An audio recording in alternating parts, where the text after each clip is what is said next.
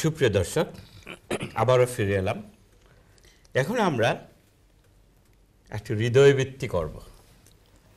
আমাদের কাছে আজকের আমাদের অতিথিদের মাঝে একজন অত্যন্ত উঁচু মার্গের কবি এবং সম্প্রতি লন্ডনে সংহতি কবিতা পরিষদ তাকে বাংলা সাহিত্যে বিশেষ অবদানের জন্যে সাহিত্য পদক দিয়েছে।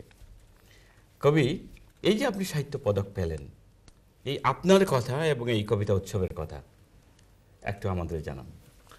আমার কথা তো আর বলার মতো কিছু নেই, কারণ আমি ওই দিন পদক যখন আমাকে দেয়া হলো, পদক প্রদান করেছিলেন আমাদের পরম শ্রদ্ধাভাজন আব্দুল গফফার চৌধুরী এবং বাংলা সাহিত্যের অন্যতম কবি নির্মলেন্দু গুণ। তো আমি রবীন্দ্রনাথের একটা লাইন বলেছিলাম যে এই মণিহার আমায় নাহি সাজে। তো আমি কবিতা পরিষদ পদক রেখে আমি কবিতা উৎসবের কথা বলি, যে সংহতি কবিতা, কারণ আমাদের তো এই দেশে অনেক কিছু হয়, অনেক কিছু হয় এবং সাথে সাথে সাহিত্য চর্চা হচ্ছে দীর্ঘদিন ধরে। বিলেতকে বলা হয় বাংলা সাহিত্যের তৃতীয় চারণভূমি। তারা, আমার মনে আছে আপনি জানেন না, এই বশির ভাই জানেন কিনা জানি না, এই সংহতির আগে এই যারা সংহতি করেন তাদেরই আরেকটা অর্গানাইজেশন ছিল। 1987 ইংরেজিতে বিলেতে প্রথম একটা কবিতার উৎসব হয়েছিল টয়েনভিতে, এবং তখন থেকেই আসলে বাংলা সাহিত্য এই দেশে চর্চা হচ্ছে, বাংলা কবিতা লেখা হচ্ছে। এবং বাংলা কবিতা তো রবীন্দ্রনাথও লিখেছেন বসে, আজ থেকে 150 বছর আগে রবীন্দ্রনাথ এখানে বসে কবিতা লিখেছেন। এরপরে অনেক লোক এসছেন, অনেক বাংলা সাহিত্যের অনেক সাহিত্যিকরা এসছেন, তারা লিখেছেন। কিন্তু 80-র দশকে যারা এসেছিলাম আমরা আর যাইনি। আমরা এখানে বলছি যে এইখানে হবে বিশ্বপ্রীতির শ্রেষ্ঠ মহামিলন। আমরা বাংলা ভাষায় কবিতা হচ্ছে, বাংলা কাগজগুলো সহযোগিতা করছে। এই কবিতা উৎসব মাঝখানে আর হয়নি, গত 4 বছর ধরে এবার ছিল 4র্থ কবিতা উৎসব। এবং তারা যে কাজটি করে যাচ্ছেন যে এই কবিতা উৎসবে বাংলাদেশ থেকে কবিরা আসেন, আর এই অনুষ্ঠানে তারা বাংলা সাহিত্যে অবদানের জন্য, কবিতায় অবদানের জন্য একজন দুজনকে তারা। আচ্ছা, আমরা আরও একটা জিনিস আপনাকে যোগ করি। ধরেন আমরা যে সংলাপ সাহিত্য সংস্কৃতি ফ্রন্টের কথা আপনি জানেন, আপনি খুব সুন্দর কবিতা পড়েছেন, আবৃত্তি করেছেন সেদিন। এখন লন্ডনে একটা ইসলামী বইমেলা হতে যাচ্ছে 20 ও 21 অক্টোবর। এটার সাথে আমি জানি যতদূর আপনিও সম্পৃক্ত আছেন। হ্যাঁ, আমিও এটার সাথে, আপনিও আছেন এবং আমিও আছি। এটা হচ্ছে এই 20 এবং 21। আমি অবশ্য যেটুকু আছি এর চেয়ে বেশি থাকা উচিত ছিল, আমি ব্যস্ততায়। হ্যাঁ, এটা গত 2 মাস আগে হওয়ার কথা ছিল। 20 ও 21 অক্টোবর, অক্টোবর হচ্ছে, এবং এলএমসিতে হবে এটি। এবং সম্ভবত এটি হবে প্রথম ইসলামিক বাংলা, ইসলামিক বলতে এটা হলো আসলে বাংলা ভাষায় যেসব ইসলামিক ভালো বই বেরিয়েছে। কারণ এটা করার কারণ হলো যে আমাদের সমাজে কিন্তু ইসলামিক বলতে আমরা অনেক ধরনের বই বুঝি, যেগুলো ধর্মীয় চিন্তা করি। না, আমাদের দেশে কিন্তু আপনি দেখবেন যে আমাদের লোকজন, আমাদের সমাজে একেবারে বটতলায় বাংলাদেশের তাবিজ কবজের বই এবং অনেক ঝাড়ফুঁকের বই এবং ইসলামের নামে কিছু কিছু বই আছে যেগুলো ইসলামকে আরো বরং বিকৃত করা হয়েছে। এই বইমেলাটা করার কারণ হলো গিয়ে যে ইসলামের একেবারে ইদানিং বর্তমান বিশ্বে যেসব ইসলামিক যেসব বই, ভালো বই বেরিয়েছে, এগুলোর বাংলা ট্রান্সলেশন এসেছে, ইসলামের ইতিহাস এসেছে, অনেক ভালো ভালো। এই বইগুলো কলকাতা এবং বাংলাদেশ থেকে নিয়ে আসা হবে, যাতে করে ইসলাম সম্পর্কে মানুষের একটা ভুল ধারণা, মানে সত্যিকার অর্থে ইসলামিক স্কলারদের দ্বারা রচিত বইগুলো, যেগুলো বাংলা ভাষায় অনুদিত কিংবা লিখিত হয়েছে, সেগুলো এখানে সমাবেশ করবে। অর্থাৎ এই মেলায় যারা আসবেন, এটার মেইন উদ্যোক্তা হলেন হাফিজ মনিরুদ্দিন সাহেব।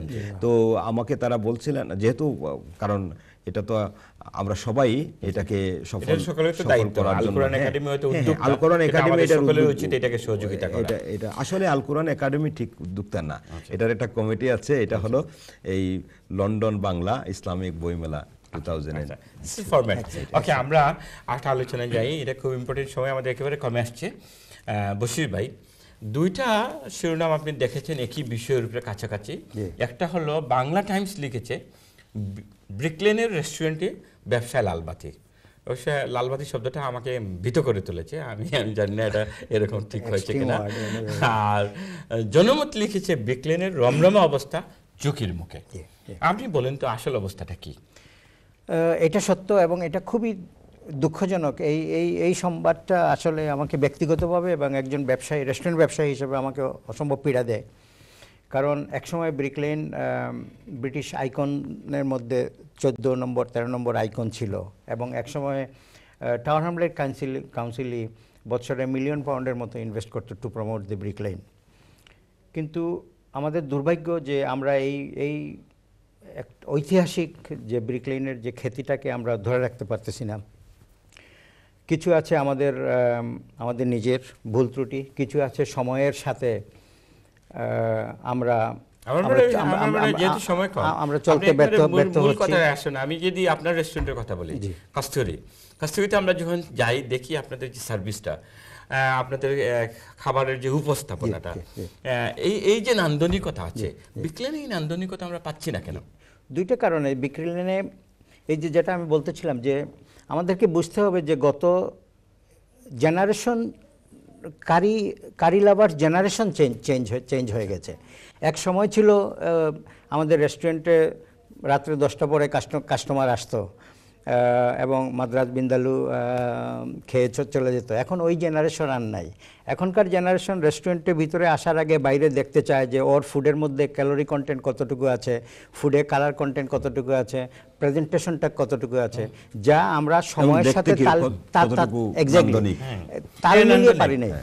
এবং আমি যদি আপনাকে বলি যে আমি যেহেতু ইউকে এশিয়ান রেস্টুরেন্ট ডায়েরিটা যখন এডিট করেছি বা সম্পাদন করেছি, প্রকাশ করেছি, তখন আমি বিভিন্ন রেস্টুরেন্টের মালিকদের, শেফদের রিভিউ নিয়েছি, সাদাদের নিয়েছি। তারা অনেকে বলেছে যে ব্রিক লেনের সমস্যাগুলোর মাঝে একটা হলো যে অর্ডার একটা দিয়েছে, অনেক স্টাফ বাংলাদেশ থেকে হয়তো সদ্য আসছে, ছাত্র অমুক তমুক নিয়ে আসছে আরেকটা। তবে আরেকটা জিনিস, সরি আমি বশিরকে বলবো একটা জিনিস, আমরা গত কয়েক বছর ধরে দেখছি যে ব্রিক লেনে আসলে এটা খুঁজে বের করতে হবে ব্রিক লেনের এই যে ঝুঁকির মুখে কেন। ঝুঁকির মুখে মানে হচ্ছে ব্রিক লেনের লোকজন আসছে না, কেন আসছে না? রাস্তা খারাপ, নাকি এখানে লোকজন খারাপ, না এই কাস্টমার আসলে এখানে তারা ভালো ফিল করে?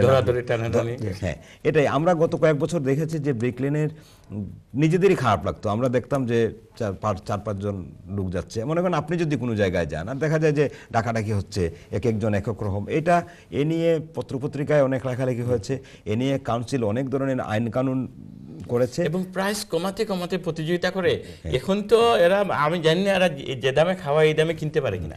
এগুলো আমি মনে করি যে এই জিনিসগুলো কেউ তো ভালো করছে, এদের তো অন্যরা অনুসরণ করতে পারতো। বিজ্ঞানের যে সবাই খারাপ করছে তা তো না, একটু অন্তত তাদের মাঝে যারা ভালো এদের তো ফলো করতে পারতো সবাই। এই কারণগুলো কিন্তু আপনার ওই এই যে ঝুঁকির আজকাল একটা জিনিস দেখলাম যে বিভিন্ন জায়গায় এখন মেজরিটি ক্ষেত্রে লোকজন পড়াশোনা করে আসে, ইন্টারনেটে দেখে, রিভিউ দেখে, এদের কোনো গুড ফুড গাইড কিংবা অন্য কোনো গাইডে এদের কোনো আরেকটা জিনিস আমি কয়েকদিন ধরে ফলো করলাম। আমার কাছে কিন্তু এই যে ঝুঁকি শব্দটা শোনার পরে ওই জিনিসটা মনে হচ্ছে, ব্রিক লেনের অর্ধেক কিন্তু বাঙালিদের না, অর্ধেকে সারা রাত 24 আওয়ার্স অনেক মানুষ থাকে। আমি গত কয়েকদিন ধরে দেখছি যে বাকি অর্ধেকে যেগুলোতে আমাদের রেস্টুরেন্টগুলো আছে এইখানেও কিন্তু 1-2টা অন্য জিনিসগুলো চলে আসছে। ব্রিক লেন তো দীর্ঘদিন ধরে বিভিন্ন মানুষের হাতে যাচ্ছে। একসময় আইরিশরা ছিল, একসময় ইহুদিরা ছিল, বাঙালিরা আসছে। আমার এটাই মনে হচ্ছে যে কতদিন, মনে হয় এই দিন আর বেশি দূরে না যে ব্রিক লেন আমাদের হাত থেকে চলে যাবে।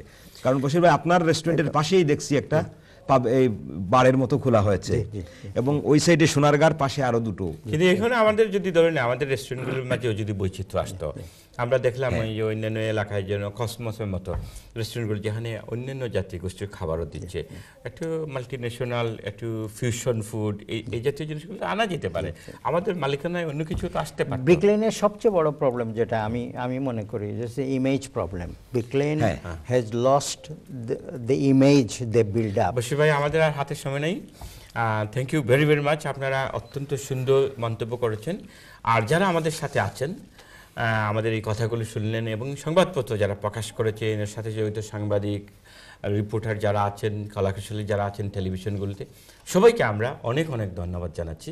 এবং আমাদের পরবর্তী অনুষ্ঠানটি অর্থাৎ প্রতি বৃহস্পতিবার সন্ধ্যে 8টায় আমরা এই হোল্ডার ফ্রন্ট পেজ নিয়ে আসি, বাংলা সংবাদপত্রের শীর্ষ শিরোনামগুলো নিয়ে কথা বলি।